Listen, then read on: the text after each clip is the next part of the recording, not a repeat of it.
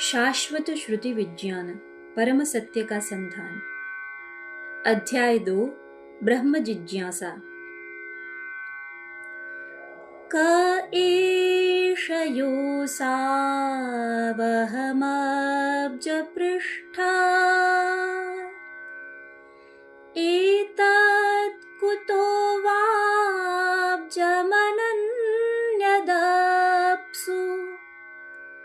अस्ति ह्यधस्तादिह किञ्चनेतद् अधिष्ठितं यत्र सतानुभाव्यम्।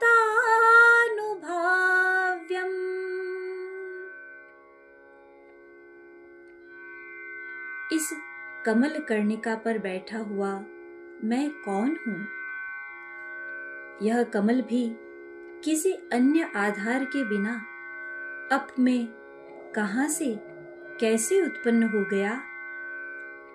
इसके नीचे अवश्य ही ऐसा कुछ न कुछ है जिसके आधार पर इसकी स्थिति संभव हुई है। आत्म जिज्ञासा। सृष्टि रचना की यह कथा बहुत रोचक है। अभी अभी भगवान नारायण की नाभि से एक कमल उत्पन्न हुआ है। वह कमल सहसा ही ऊपर उठा और उसने अपनी सूर्य के समान दिव्य कांति से विशाल जल राशि को प्रकाशित कर दिया। संपूर्ण गुणों को प्रकाशित करने वाले उस सर्वलोकमय कमल में वे विष्णु भगवान ही अंतर्यामी रूप से प्रविष्ट हो गए। तब उसमें से बिना अध्ययन के ही वेद विज्ञान स्वरूप विधाता सृष्टि रचना करने वाले ब्रह्मा जी प्रकट हुए। बिना प्राकृत जन्म परंपरा के अपने आप प्रकट होने के कारण इन्हें स्वयंभू कहते हैं। उस कमल कर्णिका में बैठे हुए ब्रह्मा जी को जब कोई लोक दिखाई नहीं दिया, तब वे विस्तारित नेत्रों से चारों ओर देखने लगे। इससे उनके चार दिशाओं में चार मुख हो गए। उस जलराशि से ऊपर उठे हुए सर्वलोकमय कमल की कर्णिका पर विराजमान होने पर भी आदिदेव ब्रह्मा जी को अपना तथा लोक तत्वरूप कमल का कुछ भी रहस्य न जान पड़ा। तब उनके मन में आया, इस कमल कर्णिका पर बैठा हुआ मैं कौन? ब्रह्मा जी के अंतःकरण में स्वतः प्रकट होने वाला सृष्टि का यह प्रथम प्रश्न था, मैं कौन? उनका द्वितीय प्रश्न था, मैंने तो उत्पन्न किया नहीं, मेरे अतिरिक्त अन्य कोई दिखता भी नहीं, तब अन्य के बिना यह कमल कहां से आया, कैसे उत्पन्न हो गया, इसकी रचना कैसे हुई? इसी से संबंधित तृतीय प्रश्न था, इसका कुछ न कुछ आधार अवश्य है, जिस पर यह स्थित हुआ है, वह आधार कौन? इस प्रकार एक आत्म जिज्ञासा ही स्वयं सृष्टि रचना और सृष्टि के आधार के प्रति अर्थात सृष्टा सृष्टि स्वयं तीन रूपों में प्रकट हुई। समाधि। इस जिज्ञासा के सहित वे बहिर्मुखी प्रयास पूर्वक कमल की नाल के सूक्ष्म छिद्रों में से होकर जल में प्रविष्ट हुए, किंतु अन्वेषण करते करते नाभि देश के समीप पहुंच जाने पर भी वे उस आधार को न पा सके। कमल नाल में तो अंधकार था, अतः उस अपार अंधकार में आत्मसर्ग का यानी अपने ही उत्पत्ति के केंद्र का अन्वेषण करते करते बहुत काल व्यतीत हो गया। अंत में विफल मनोरथ हो वे लौट आए।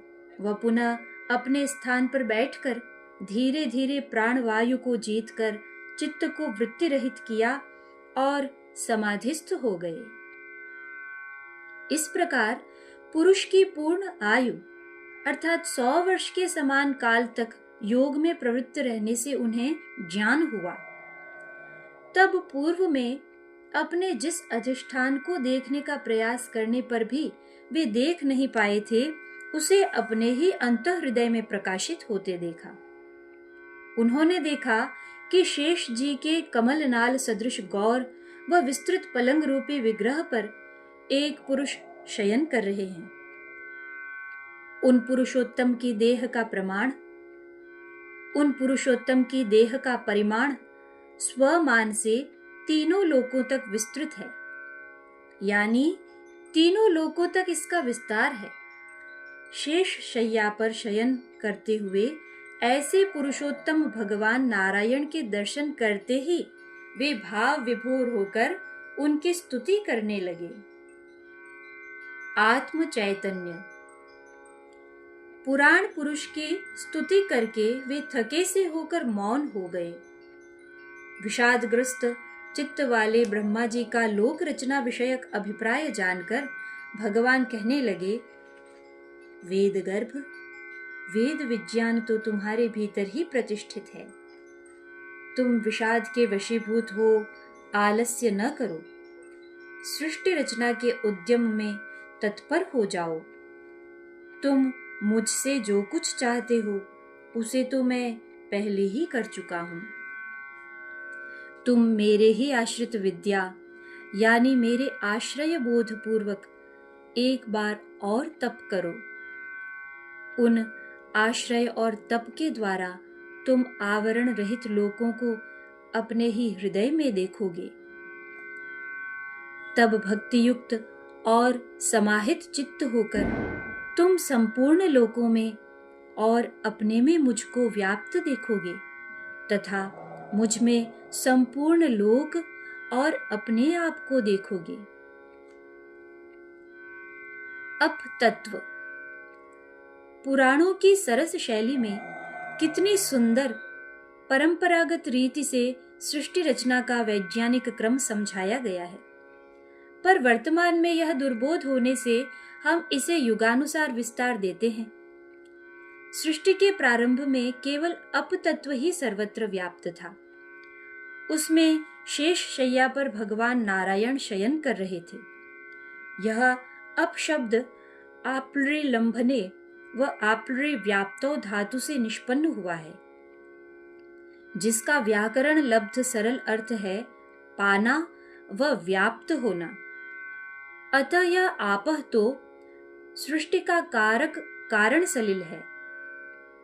सारी सृष्टि में व्याप्त प्रथम तत्व होने के कारण शास्त्र कहते हैं आपह तनोति। आपह तत्व का विस्तार सारी सृष्टि में है। मनु महाराज ने भी सृष्टि रचना के प्रसंग में कहा है कि परमात्मा ने अनेक प्रकार की प्रजाओं की सृष्टि करने की इच्छा से ध्यान सत्संकल्प करके सर्वप्रथम अप तत्व की ही सृष्टि की और उसमें बीज को स्थापित किया। सोभिध्याय शरीरात् स्वात् सिसृक्षुर्विविधाः प्रजाः अप एव ससर्जादौ तासु बीजमवासृजत्। स्वभाव सोपान। रसो वैसः। परम तत्व तो रस स्वरूप है न, अतः चैतन्य स्वरूप ही इस निम्न पद आपह में एक रस गुण के रूप में भासित होता है। यह आपह तत्व न सघन है न विरल ही, यह तो स्वभावतः एक जैसा ही ऐसे सर्वत्र व्याप्त है कि इसके अतिरिक्त कहीं भी थोड़ा सा भी अवकाश नहीं है। पर सारी सृष्टि को अभिव्यक्ति का अवकाश यही दे रहा है। हाँ, यह मुख्य प्राणमय सत्व तो सारी सृष्टि में एक जैसा ही सर्वत्र व्याप्त एक रस है। हमारी प्रारंभिक धारणा के लिए आचार्यों ने अप तत्व का अर्थ जल कर दिया है, किंतु जिस जल से हम परिचित हैं न, यहाँ इस जल की चर्चा नहीं हो रही है। यह जल तो सृष्टि रचना के क्रम में आकाश वायु अग्नि के पश्चात चतुर्थ तत्व के रूप में प्रकट हुआ है। तुलनात्मक दृष्टि से देखें तो यह सामान्य जल न तो सारी सृष्टि में एक समान व्याप्त प्रथम तत्व है और न ही इससे सृष्टि के अन्य तत्वों का निर्माण हुआ है। किंतु इस सामान्य जल के अणु भी एक दूसरे से सटे हुए रहने पर भी ठोस जैसे सघन नहीं है। ये तो किसी को भी अपने अंदर सरलता से अवकाश दे देने वाले हैं। साथ ही यह जल तो तरल, रसमय, शुद्ध करने के गुण वाला और प्राणधारक भी है। ये गुण इसे आपह से ही उपहार स्वरूप मिले हैं।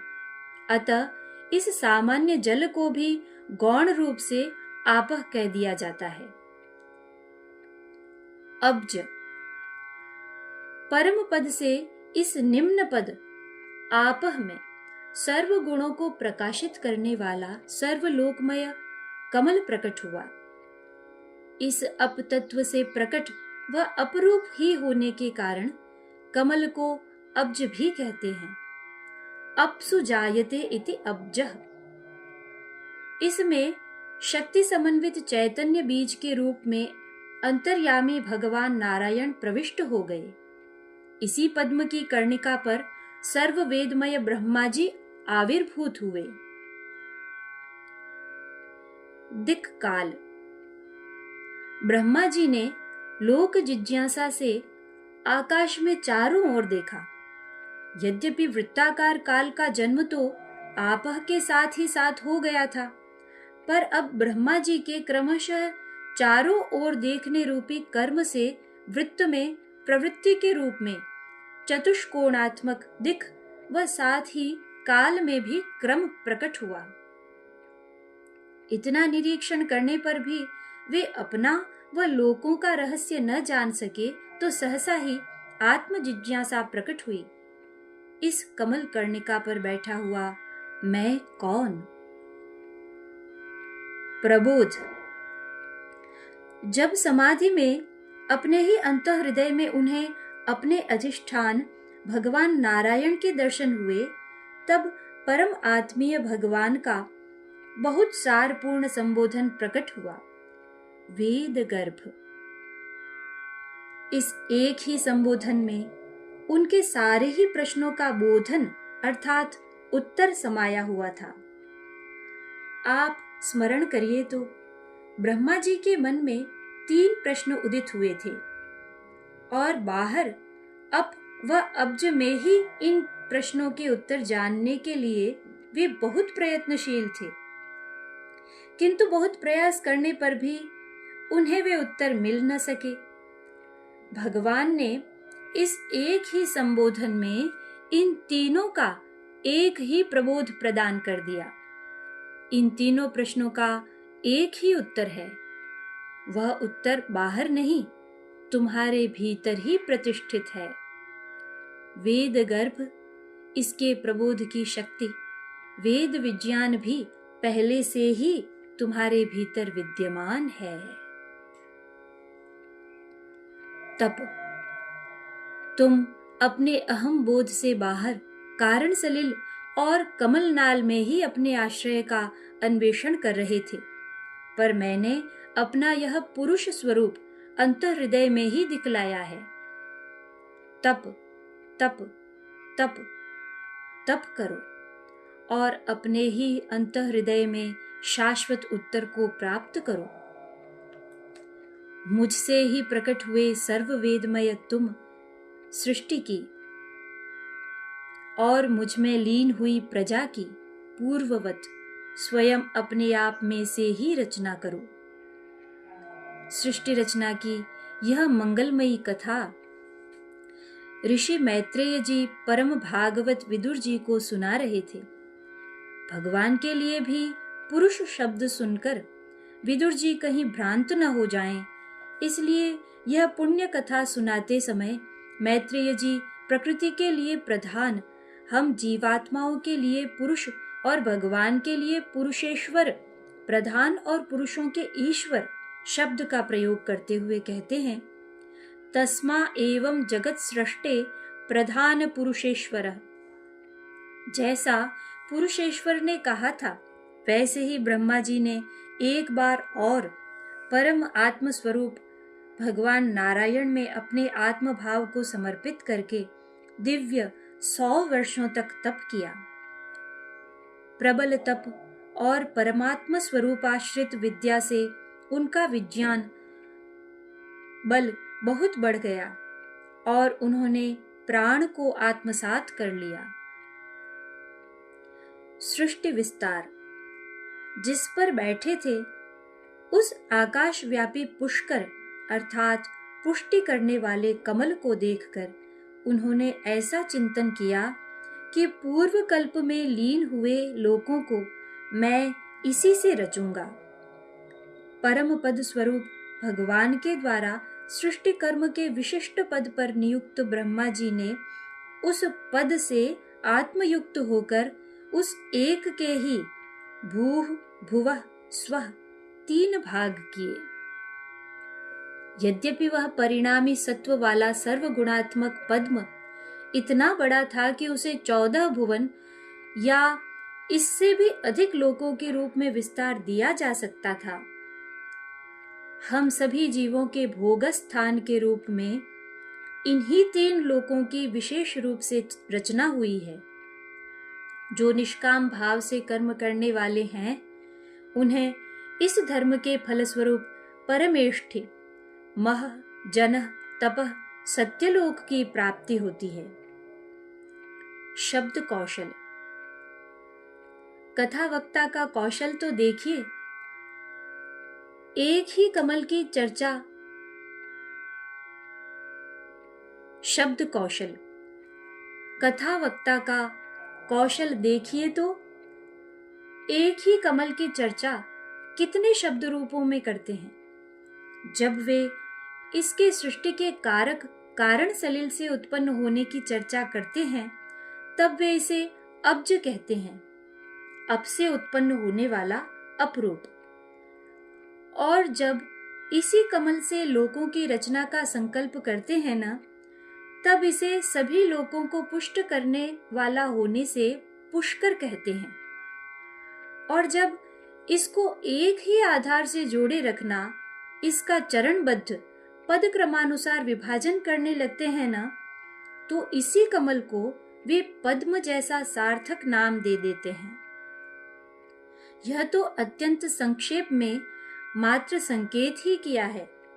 यदि श्रीमद् भागवत के एक एक शब्द के गूढ़ार्थ और सौंदर्य माधुर्य की विस्तार से चर्चा करने लगे ना, तो हमारा जीवन तो इसी में पूरा हो जाएगा, पर यह अमृतमयी कथा पूरी नहीं होगी। इतना रहस्य भरा है इसमें। तत्व धारणा। आहा, श्रीमद् भागवत में कितनी सुंदर और सार की भी सारगर्भित भाषा शैली में शुद्ध वैज्ञानिक दृष्टि से सृष्टि रचना के क्रम को समझाया गया है। भले ही हम इस लोक लुभावन शैली की विस्तार से चर्चा न कर पाएं, तब भी आत्म संतोष के लिए इसकी एक छोटी सी झलक देखिए तो। बहुत गंभीर प्रसंग है। शौनक जी आदि ऋषि और अन्य भगवत भक्त बहुत श्रद्धा और विश्वास के साथ श्रीमद् भागवत की परम मंगलमयी कथा का श्रवण कर रहे हैं। शौनक जी आदि ऋषि कथा के मध्य में कभी कभी प्रश्न परिप्रश्न भी कर रहे हैं और श्री सूत जी महाराज बहुत कुशलता पूर्वक उन सब का समाधान भी करते जा रहे हैं। राजा परीक्षित की परम गति के साथ ही श्री सुखदेव जी महाराज द्वारा सुनाई हुई श्रीमद् भागवत की मूल कथा तो अब पूर्ण हो गई है, पर श्री शौनक जी आदि ऋषि तो उत्तम मध्यम सभी प्रकार के श्रोताओं के प्रतिनिधि के रूप में प्रश्न पूछ रहे हैं ना। अतः इतने सारे प्रश्न परिप्रश्नों के पश्चात भी मध्यम श्रेणी के श्रोताओं की भगवत तत्व विषयक धारणा और साधन सुविधा की दृष्टि से अब इसी कथा के अवान्तर प्रश्न पूछने का सात्विक विचार उनके मन में आया। प्रश्नकर्ता कोई सामान्य जिज्ञासु नहीं, महासत्र के संचालक वयोवृद्ध कुलपति श्री शौनक ऋषि आचार्य कोटि के महापुरुष हैं, पर बहुत ही विनम्रता से श्री सूत जी से प्रार्थना करते हैं, आप भगवत भक्त और भागवत को तत्वतः जानने वाले हैं।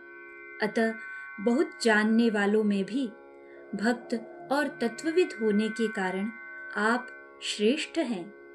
इसीलिए हम आपसे समस्त शास्त्रों के सिद्धांत के संबंध में एक विशेष प्रश्न पूछना चाहते हैं। केवल लक्ष्मीपति शक्ति के स्वामी भगवान नारायण की पूजा अर्चना करते समय उनके अंग उपांग आयुध आभूषण आदि रूप की सृष्टि की शाक्त व्यवस्था को जानने वाले तांत्रिक जिस भाव शक्ति के आधार से स्थिर धारणा करते हैं, हे कल्याणमय, उनका वर्णन कीजिए। हम इस क्रिया योग का यथावत ज्ञान प्राप्त करना चाहते हैं, क्योंकि क्रिया की निपुणता से मरण धर्मा मनुष्य भी अमृतत्व प्राप्त कर लेता है। श्री सूत जी महाराज भी उतनी ही विनम्रता से उत्तर देते हुए कहते हैं कि ब्रह्मा जी और आचार्यों ने वेद तंत्र में विष्णु भगवान की शक्तिमयी वैष्णवी विभूतियों का जो भली प्रकार वर्णन किया है, श्री गुरुदेव को नमस्कार करके मैं आपको वह सुनाता हूं।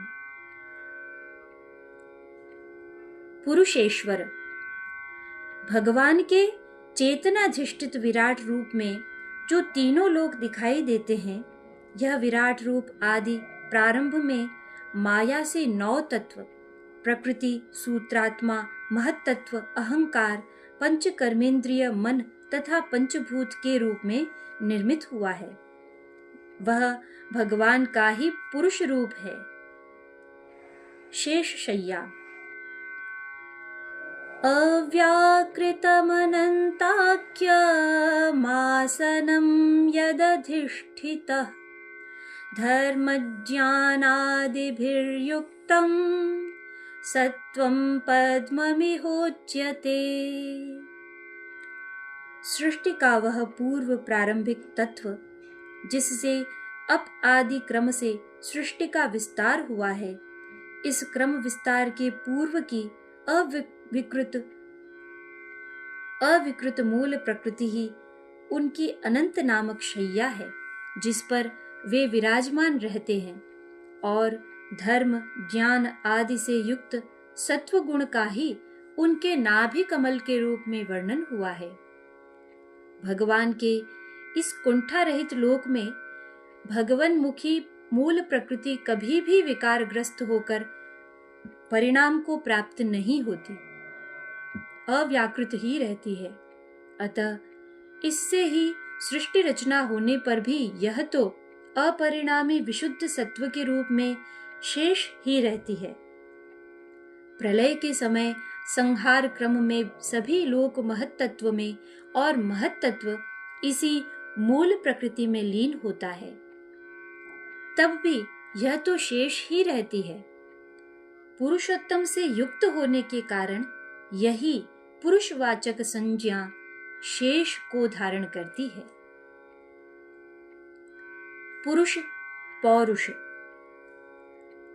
अपरिणामी विशुद्ध सत्वमय मूल प्रकृति व परम पुरुष के आभासी संयोग से आपह तत्व, आपह से अब्ज उत्पन्न हुआ।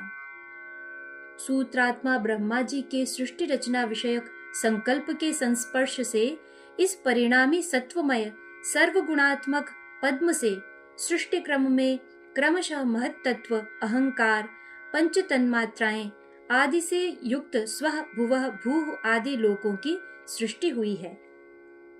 इसी भूलोक पर हम लोग इन्हीं तत्वों के विकारों, पंच ज्ञानेंद्रियों, पंच कर्मेंद्रियों, मन आदि करणों और पंच प्राण, पंच महाभूतों से निर्मित शरीरों के प्रति आत्मभाव रखकर बैठे हैं।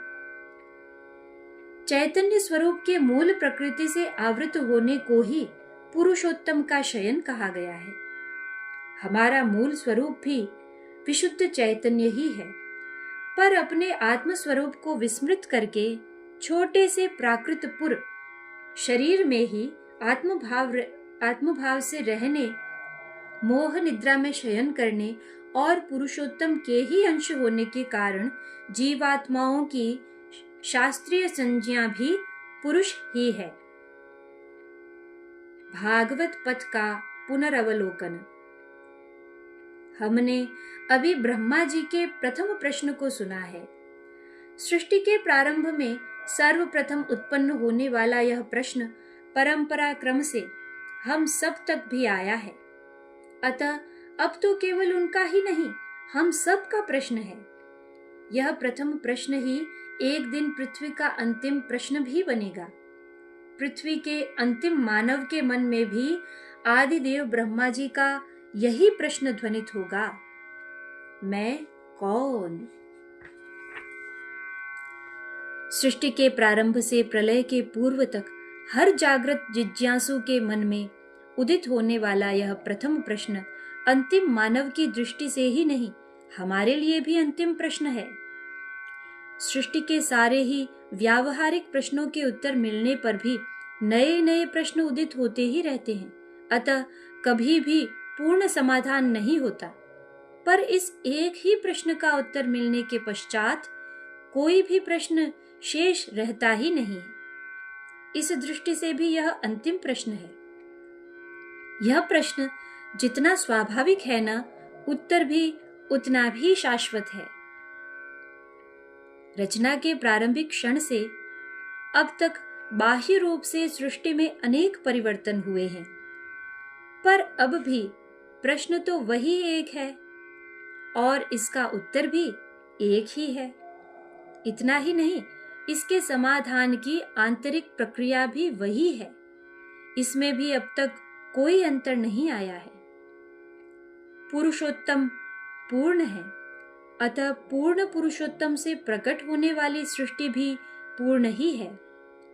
पुरुषोत्तम तो सृष्टि रचना के पश्चात भी पूर्ण ही है ना, अतः सृष्ट होने पर भी शरीरधारी पुरुषों में भी यह पूर्ण स्वरूप प्रतिष्ठित है। ब्रह्मा जी को भगवान से जो वेद विज्ञान मिला था ना, वह परंपरा क्रम से हम सब तक भी आया है। अतः यह तो पहले से ही हम सब में प्रतिष्ठित है। ब्रह्मा जी को भी बाहर ढूंढने पर नहीं, भीतर ही प्रतिष्ठित होने के कारण अपने भीतर ही समाधि में समाधान मिला था ना, अतः हमारे लिए भी ऐसा ही है। हमें भी सृष्टि रचना के वैज्ञानिक स्वरूप को जानना है तो उसका पथ हमारे भीतर ही है। आत्म स्वरूप को जानना है तब भी उसका पथ हमारे भीतर ही है। इतना ही नहीं, सारी सृष्टि के सृष्ट जीवों के आधार परमात्म स्वरूप की जिज्ञासा है, तब भी समाधान हमारे भीतर ही प्रतिष्ठित है। यह एक ही प्रश्न 3 रूपों में प्रकट हुआ है, अतः किसी एक उत्तर को पूर्ण रूप से पाने के प्रयास में सबको जाना जा सकता है। पिंड ब्रह्मांड की एक रूपता। हमारी देह का रचना कौशल इतना अद्भुत है कि सृष्टि में कार्यरत सारे ही 33 करोड़ नियम उपनियम हमारे और गौ माता के स्थूल सूक्ष्म कारण शरीरों में प्रतिष्ठित हैं। अतः पिंड ब्रह्मांड की अकल्पनीय एकता स्थापित हुई है। इस एकत्व के कारण ही इन नियमों, नियमांतर्गत व्यवस्था के धारक तत्वों, तत्वधारक संचालक देव शक्ति को आत्मसात करते हुए ही हमारी आध्यात्मिक अंतर यात्रा में प्रगति होती है। हम जानते हैं कि सत्वमय अब्ज ही सृष्टि रचना का उपादान हेतु है। सृष्टि रचना का स्वरूप इतना वैज्ञानिक है कि यह कारण रूप पद्म वैसे के वैसे विद्यमान रहते हुए ही इस सत्वमय कारण में से श्रृंखलाबद्ध रूप से सृष्टि क्रमानुसार सूक्ष्म स्थूल जगत प्रकट कर हुआ है। कारण सलिल का यह सत्वमय पद्म ही सृष्टि की सभी भाव संवेदनाओं का केंद्र है। वह इसके श्रृंखलाबद्ध पदक्रम के कारण ही सारी सृष्टि का सद्भाव पोषण इस पुष्कर से ही होता है। मानव देह में भी सुषुम्ना पथ में मूलाधार से सहस्रार तक भाव संवेदनाओं के सात्विक तात्विक केंद्रों के रूप में ये पद्म प्रतिष्ठित है। ब्रह्म कमल अपनी मृणाल से आधार से जुड़ा है ना, इसी कारण सारी सृष्टि की सभी प्राकृत अप्राकृत भाव संवेदनाओं के केंद्र सब के सब इस एक सूत्रता में गुथे हुए हैं। इसी की अनुकृति मानव देह के अंतस्थ पद्म, इन पर आधारित भाव संवेदनाओं की अनुभूति के कारण सभी अपने आधार से युक्त ब्रह्मनाल में पिरोए हुए हैं। अतः ये पुष्ट भी रहते हैं और अनुभूति व अभिव्यक्ति की क्षमता भी इनमें सन्निहित रहती है। इस भगवदीय व्यवस्था के कारण ही सात्विक साधना पूर्वक संहार क्रम से इन तात्विक भाव संवेदनाओं को अनुभूत आत्मसात करते हुए ही क्रमशः आत्म चैतन्य के आंतरिक विस्तार पूर्वक आत्म परमात्म स्वरूप में प्रतिष्ठा होती है। मैं कौन? हमारी वर्तमान स्थिति तो हम जानते ही हैं। सृष्टि क्रम में विकारों के रूप में ही निर्मित होने के कारण हमारे ये इंद्रियां, मन तो प्रायः जागतिक विकारों से ग्रस्त ही रहते हैं। तब भी जीवात्माओं का मूल आधार तो चैतन्य ही है। अतः अंतःस्थित स्वरूप के कारण इस आवृत और वृत्तियों के रूप में बार बार परिवर्तित होते रहने वाले, मानो वर्षा ऋतु के कृष्ण मेघों से ढका हो, ऐसे हमारे आवरण व विक्षेप से युक्त मन में भी कभी कभी घटाटोप अंधकार को क्षणार्ध के लिए चीर कर अंतर्मन को झकझोरती हुई विद्युल लेखा जैसी नाद ध्वनित होता है। मैं कौन? यह तो हम जान ही गए हैं कि ब्रह्मा जी के समान ही हमारे भी इस एक ही प्रश्न में तीनों प्रश्न समाये हुए हैं और इनका शाश्वत समाधान भी भीतर ही प्रतिष्ठित है। हमारी प्रश्न, आपका इस ओर तो अवश्य ही ध्यान गया होगा कि ब्रह्मा जी के मन में भी सीधे ही यह प्रश्न प्रकट नहीं हुआ था। जिसके साथ उनका अहंकार जुड़ा था, जिसके साथ उनका अहम जुड़ा था, वह भी साथ ही स्फुरित हुआ था। इस कमल कर्णिका पर बैठा हुआ मैं कौन है ना? प्रारंभ में हमारा प्रश्न भी ऐसा ही होगा। यह स्थूल शरीरधारी मैं कौन? इस शरीर को पूर्णतया भूलकर प्रश्न होने जैसा अंतिम पुरुषार्थ अभी हम में नहीं है। अभी तो इस शरीर में ही हमारा आत्मभाव है ना। अतः इस शरीर को मिलाकर ही आत्मजिज्ञासा और इस शरीर से ही प्रथम पुरुषार्थ स्वधर्म पूर्वक हमारी अंतर यात्रा प्रारंभ होगी। शरीरस्थ स्व, शारीरिक रूप से स्वस्थ होने और स्वस्थ व्यक्ति के स्व में स्थित होने के अंतर को तो हम समझते ही हैं।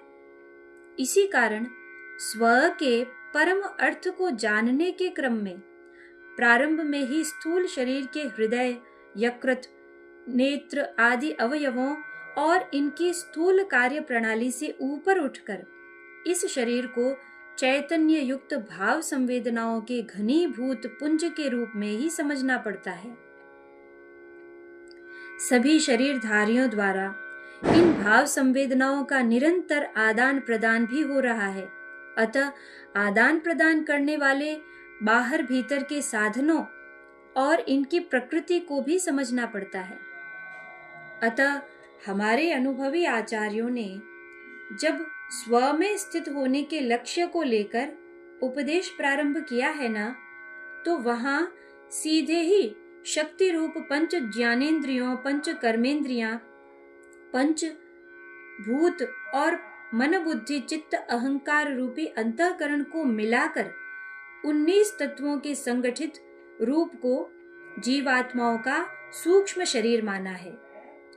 हाँ, जैसे स्थूल शरीर है ना, वैसे ही इस स्थूल शरीर और इसकी सभी क्रियाओं के कारक, संचालक, सूक्ष्म व कारण शरीर भी हैं। भाई, जन्म मृत्यु का चक्र तो चलता ही रहता है और हमें नए नए स्थूल शरीर मिलते ही रहते हैं। अतः संस्कारों का स्थायी कोश तो इनमें नहीं रह सकता ना। कर्म फल देने की व्यवस्था भी करनी है, और सारी सृष्टि से आदान प्रदान तो तभी हो सकता है जब आंतरिक संबंध बना रहे। ये सब कर्म स्थूल कारण शरीर के आधार से ही संपन्न होते हैं, हो सकते हैं। किंतु इतना सब होने पर भी ये हैं तो कालांतर में शीर्ण होने वाले शरीर ही। एक बात और भी है, स्वयंभू ब्रह्मा जी की तो दिव्य प्राकट्य से ही कारण शरीर में स्थिति है, अतः वृत्ति रहित होकर समाधिस्थ होना तो उनके लिए सरल है। पर हमारा स्व तो अभी स्थूल शरीर में ही अटका है। अंतर्दृष्टि। हमारी वर्तमान स्थिति के कारण अभी तो हम ज्ञानेंद्रियों कर्मेंद्रियों रूपी करणों को ही समझना प्रारंभ करेंगे। करणों के स्वभाव गुण धर्मों के प्रति अभी हमारा आत्मभाव है ना, अतः हम इनके नहीं, इनके रूप में अपने ही स्वभाव स्वधर्म को जानते हुए धीरे धीरे अंतःकरण में प्रवेश करेंगे। जब इन करणों के रहस्य को भी जान लेंगे ना, तब इनके प्रति आत्मभाव से मुक्त हो जाएंगे। इसके फलस्वरूप यही प्रश्न थोड़ा गंभीर हो जाएगा, इन करणों का उपयोग करने वाला मैं कौन? हमारे अनुभवी आचार्यों ने तो इन सब करणों से जुड़े अहंकार को भी करण ही माना है, भले ही बाहर नहीं भीतर ही हो। भीतर अंतःकरण का भी अंतिम सिरा ही क्यों न हो, पर तब भी है तो करण ही। तब प्रश्न उठेगा, इस अहंकार रूपी करण को भी उत्पन्न करने वाला आश्रय कौन? करण कारण के इस अंतर संबंध पर हमारी अंतर्दृष्टि टिक जाएगी। करण अनेक हैं तो क्या कारण भी अनेक हैं? पुरों में निवास करने वाले पुरुष भी अनेक हैं, तो इन सब को उत्पन्न करने वाला, सब में समन्वय सामंजस्य स्थापित करने वाला आश्रय कौन? स्वरूप सिद्धि। एक आत्म परमात्म जिज्ञासा में ही तीनों समाये हुए हैं ना, अतः इसमें सारी सृष्टि का समाधान तो स्वतः हो जाता है। परमात्मा को जानने के प्रयास में सर्वप्रथम आत्मस्वरूप ही प्रकट होता है। वह केवल आत्मस्वरूप को जानने के प्रयास में भी परब्रह्म परमात्म तत्व प्रकट हो जाता है, और यह अपने से भिन्न नहीं, अभिन्न ही होता है। हाँ, आत्मस्वरूप को जाने बिना परमात्मा को जाना ही नहीं जा सकता, और आत्मस्वरूप को जानने के प्रयास में सारी सृष्टि का रहस्य तो अपने आप प्रकट हो जाता है। अंतःस्थल में ही आत्म जिज्ञासा पूर्वक आत्म चैतन्य का आंतरिक विस्तार संभव है, अतः इनके स्वरूपतः एकत्व का अनुभव भी बाहर नहीं भीतर ही होता है। पंचम वेद के प्राकट्य की पूर्व पीठिका। निश्चय ही वेदों में करण कारण महाकारण के आंतरिक स्वरूप को शुद्ध वैज्ञानिक दृष्टि से ही उद्घाटित किया गया है, पर सृष्टि सृष्टा के वैज्ञानिक स्वरूप का यह उद्घाटन तो साक्षात अनुभूति ही है, जो वर्तमान में हम सबको सुलभ नहीं है। इसीलिए तो हमारे जैसे जिज्ञासुओं के लिए महामनीषी श्री व्यास जी ने महाभारत नामक अपूर्व ऐतिहासिक काव्य में वेद विज्ञान को बहुत ही सरलता से परिभाषित किया है। ऐसा अकल्पनीय पुरुषार्थ करने पर भी उनके मन में संतोष नहीं है। वे महाप्राण धर्म तत्वज्ञ सरस्वती के पवित्र तट पर बैठे हुए मन ही मन विचार करने लगे कि इतना सब करने पर भी मुझे अपूर्णता का अनुभव क्यों हो रहा है? क्या मैंने अब तक परमहंसों को और स्वयं भगवान अच्युत को भी प्रिय भागवत धर्म का मुख्य रूप से निरूपण नहीं किया है, इसलिए ऐसा अपूर्णता का अनुभव हो रहा है? किं वा भागवता धर्मा न प्रायेण निरूपिताः प्रियाः परमहंसानां त एव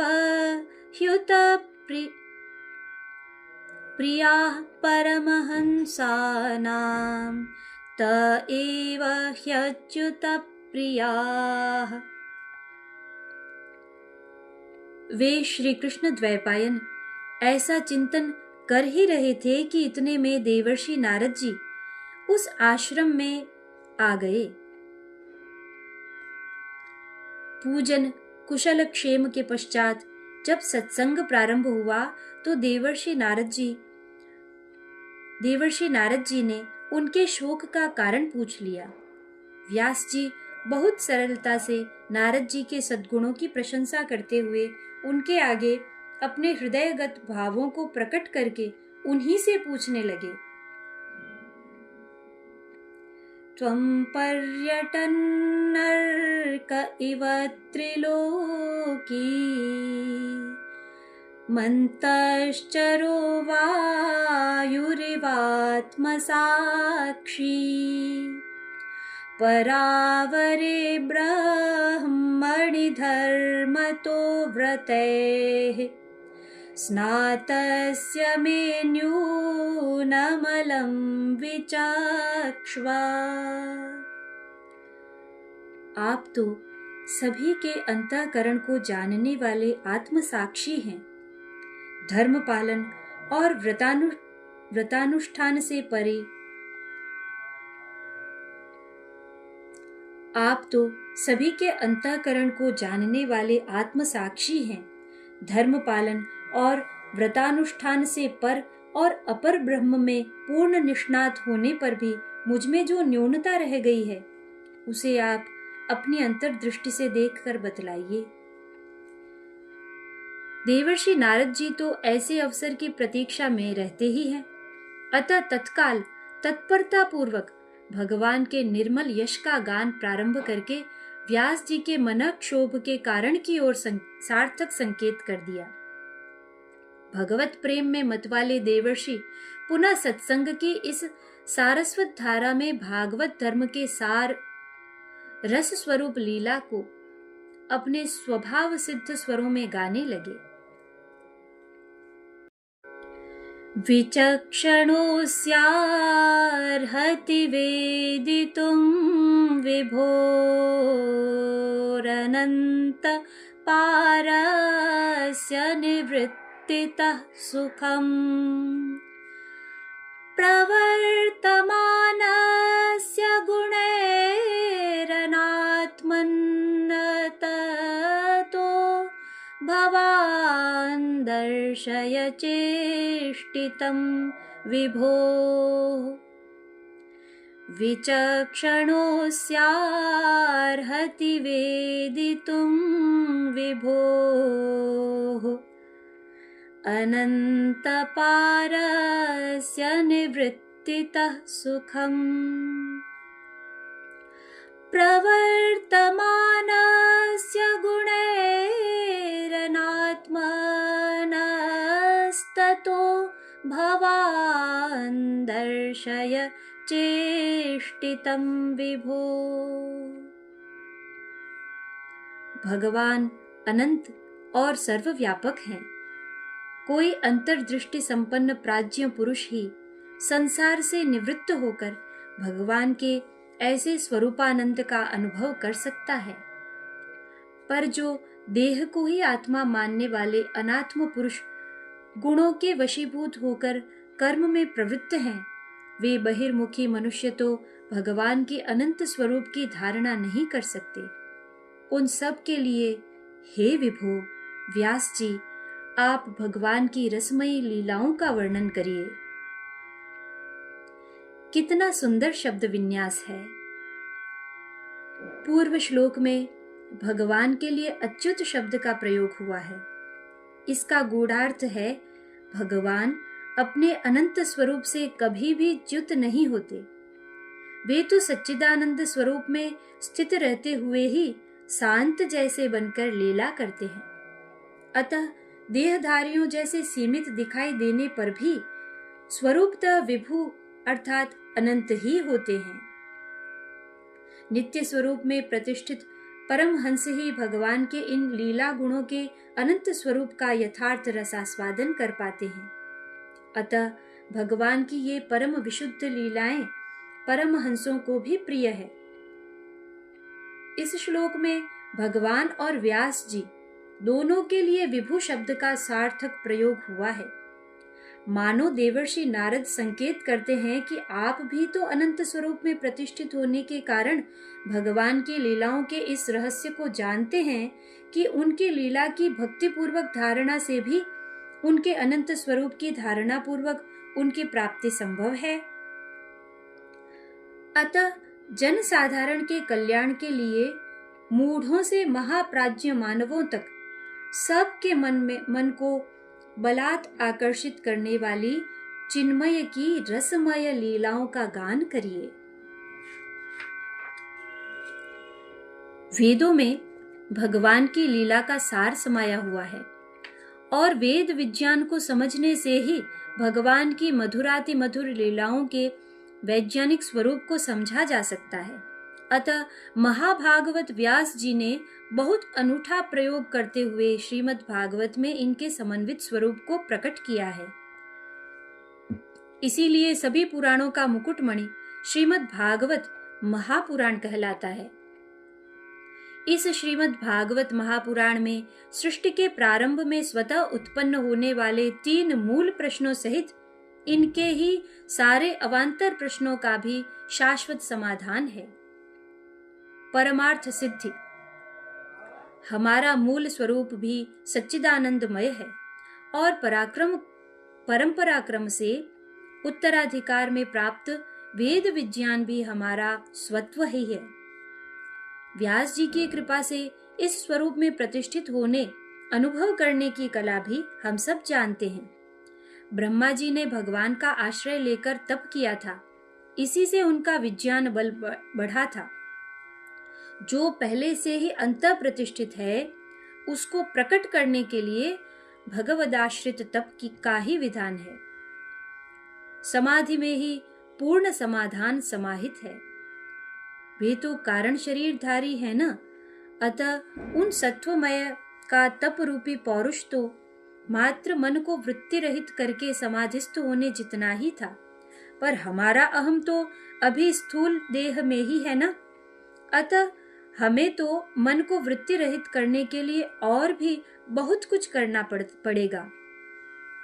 हमारा तप तो स्थूल शरीर से प्रारंभ होकर ही निरुद्धावस्था तक पहुंचेगा।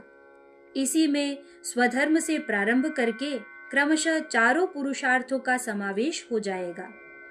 हमारी पुरुषवाचक संज्ञा भी इस अंतस्थ पूर्णत्व को प्रकट करने वाली परमार्थ सिद्धि से ही सार्थक होगी। चिन्मय की रसमय लीला। एक बहुत ही रोचक बात बताऊं आपको। हाँ, बहुत सरल, बहुत बहुत सरस। यह तो हम जानते ही हैं कि पूर्ण पुरुषोत्तम तो सृष्टि रचना के पूर्व भी पूर्ण थे, अब भी पूर्ण है, जब सृष्टि नहीं रहेगी तब भी पूर्ण ही रहेंगे।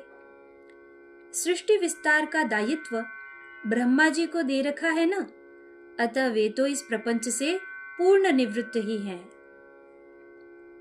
ये पुराण पुरुषोत्तम लीला रस की सिद्धि के लिए अवतरित होते हैं ना, तो इन पूर्ण निवृत्त भक्त वांछा कल्पतरु में भी लीला वृत्ति प्रकट होती है। यह तो हम सब जानते ही हैं कि हमारी किसी न किसी कामना को लेकर ही हमारे मन में वृत्ति का जन्म होता है और मन की उस अशांत काम वृत्ति को लेकर ही शरीर की सब क्रियाएं होती हैं। परंतु स्वसुख की कामना रहित भगवत कर्म को ही लीला कहते हैं। पूर्ण पुरुषोत्तम तो पूर्ण काम है। इन सारी सृष्टि से अभिन्न में तो लौकिक पारलौकिक किसी भी प्रकार की कामना की कल्पना भी उदित नहीं हो सकती ना। अतः पुराण पुरुषोत्तम का यह लीला कैवल्य केवल और केवल हमारे कैवल्य के लिए ही है। भक्त के परम विशुद्ध मन की भगवत विषयक कामना ही पूर्ण काम भगवान की लीला का हेतु बनती है। अतः भगवान की सरस लीला में हमारा मन भी तन्मय हो जाए तो निष्काम हो जाता है। यह सृष्टि भी भगवान की लीला ही है। सृष्टि के रूप में भी भगवान ही प्रकट होते हैं, किंतु अनेक रूपों में व्यक्त होने पर भी वे स्वरूपतः तो अव्यक्त ही रहते हैं। अतः अंतःस्थल में भगवान के आश्रय पूर्वक तप से ही अव्यक्त स्वरूप का साक्षात्कार होता है। भगवान के चिन्मय स्वरूप का अवतरण तो व्यक्त स्वरूप की रसमय लीला है न, अतः ऐसे रस के संधान में तो स्वतः तप होता है। श्रीमद् भागवत में तप और लीला रस दोनों पथों व इनके समन्वित रूप का बहुत ही सुंदर सार्थक निर्देश है। हम भगवदाश्रित तप पूर्वक भी चित्त वृत्ति रहित होकर स्वरूपानंद में निमग्न हो सकते हैं और चिन्मय की रसमय लीला में मन निरुद्ध हो जाए तो भी उन्हीं अनंत स्वरूप की प्राप्ति हो सकती है। हाँ, सभी वृत्तियों का आश्रय हमारी अहम वृत्ति ही है। भगवान के नाम रूप लीला धाम में अहम समर्पित होने से अहम की आश्रित संसार की अन्य सभी वृत्तियां निराश्रित हो जाती हैं। अतः इन निराश्रित वृत्तियों का निरोध तो अपने आप हो जाता है, सहज ही नहीं सरस रूप से हो जाता है। लीलामय तो स्वरूपतः अनंत है ना, अतः हमारी भगवदाश्रित वृत्ति होते ही अंतर यात्रा पूर्वक अनंत स्वरूप का साक्षात्कार तो स्वतः सिद्ध है। इसी कारण अनुभवी रसिकाचार्यों ने 10 लक्षणा श्रीमद् भागवत महापुराण के भगवान की मधुराति मधुर लीला प्रकट करने गाने वाले दशम स्कंध को निरोध जैसी परम सार्थक संज्ञा प्रदान की है। पंचम पुरुषार्थ।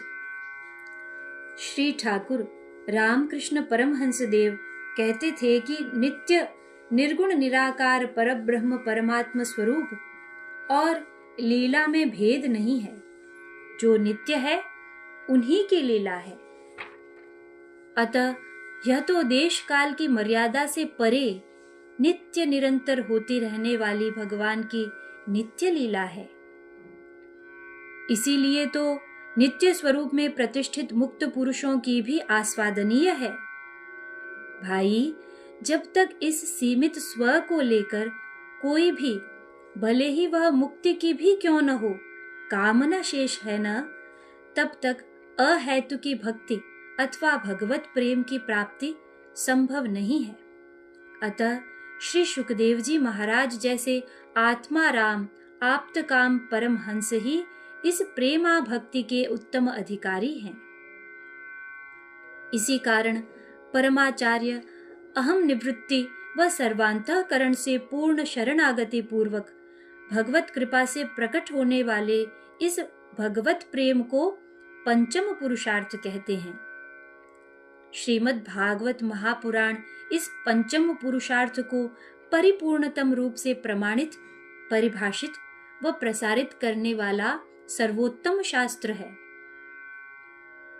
भक्त भगवत कृपा से हम सब भी अपने पूर्वजों के पावन पद चिन्हों का अनुसरण व भगवान के वांग्मय स्वरूप श्रीमद् भागवत के आश्रय से देव दुर्लभ लीलाओं के स्मरण धारण पूर्वक अंतस्थ पूर्णत्व को प्रकट करते हुए नित्य लीला में निमग्न होंगे, अवश्य होंगे, अवश्य अवश्य होंगे। आहा, तब तो हमारे भी रोम रोम से स्वतः ध्वनित होगा। ओम पूर्णमदः पूर्णमिदं पूर्णात् पूर्णमुदच्यते पूर्णस्य पूर्णमादाय पूर्णमेवावशिष्यते।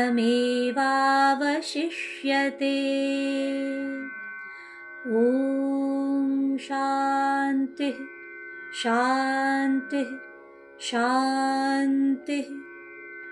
हरि ओम तत्सत्। श्री श्री राधा कृष्णार्पणमस्तु। ओम पूर्णमदः पूर्णमिदं पूर्णात् पूर्णमुदच्यते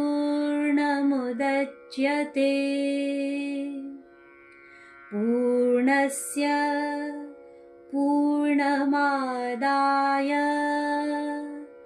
पूर्णमेवावशिष्यते। ॐ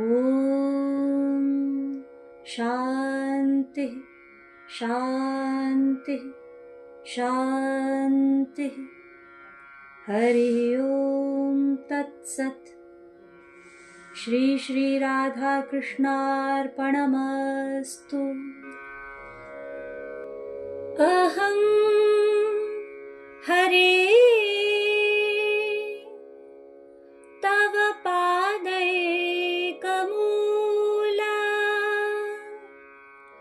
दासानुदासो भवितास्मि भूयः। मनः स्मरेतासु पतेर्गुणांस्ते गृणीतवा कर्म करोतु कायः। न नाकपृष्ठं न च पारमेष्ठ्यं न सार्वभौमं न रसाधिपत्यम्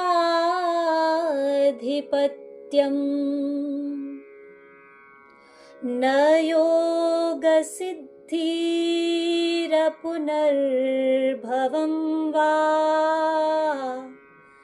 समञ्जसत्वा विरहय्यकाङ्क्षे।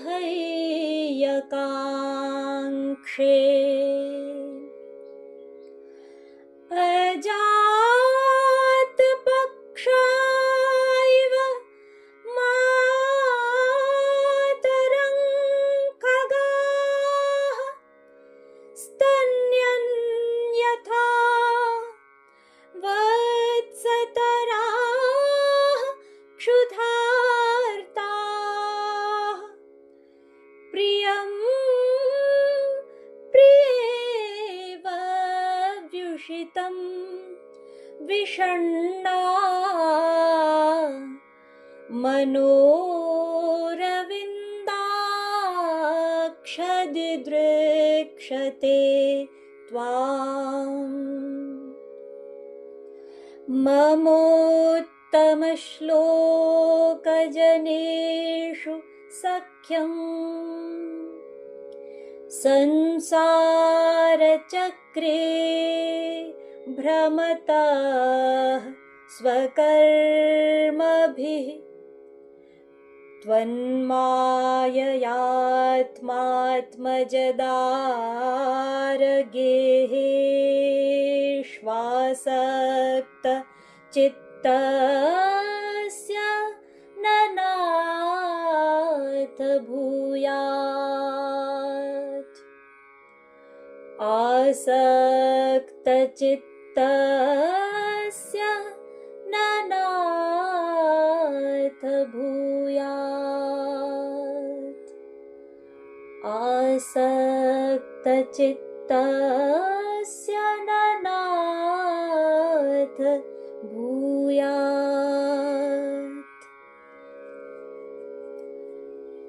ॐ पूर्णमदः पूर्णमिदं पूर्णात् पूर्णमुदच्यते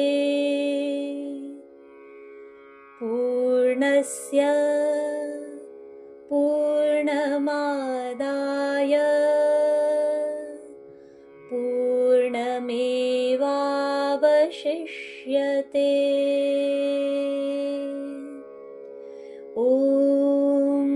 शान्तिः शान्तिः शान्तिः।